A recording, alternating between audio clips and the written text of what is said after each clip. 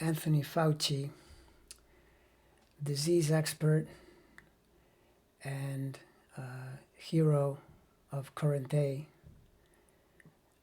because of his knowledge, his demeanor, his ability to present information in a clear and sensible way.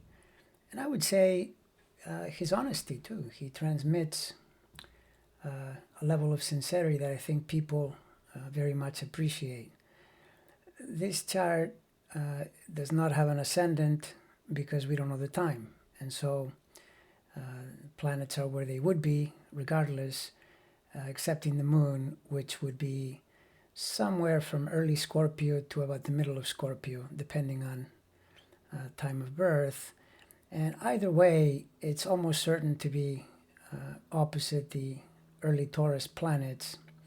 And this is interesting because you could say that the Scorpio Taurus polarity is a bit like the life and death battle that is constantly existing between forces like viruses, the human race, anything in general where you have life, and then the force of death, which transforms and then resurrects at some point later or reconstructs.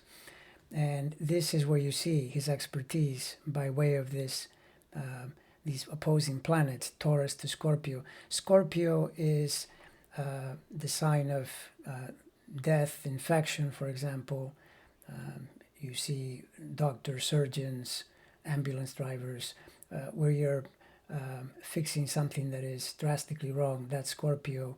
Taurus is known to be the life force, at least in some sense, when using astrological symbolism.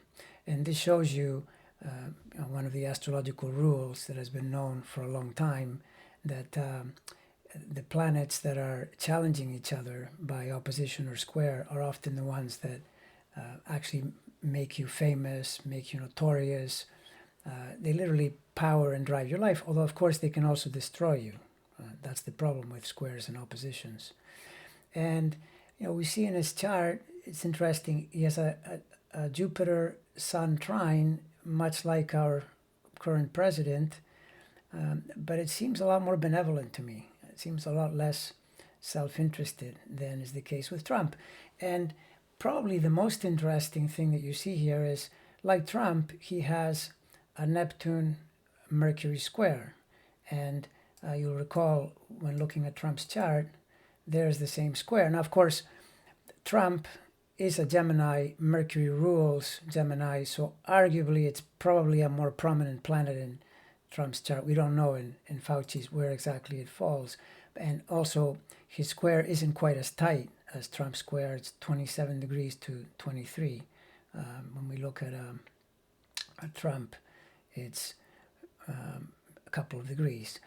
But still, it's a square, and you would expect potential insincerity when it comes to this, or even woolly-minded thinking. That is not happening with Fauci at all, in my opinion. My sense of him is he doesn't do this at all, which shows you that a person has a choice to manifest something in a certain way.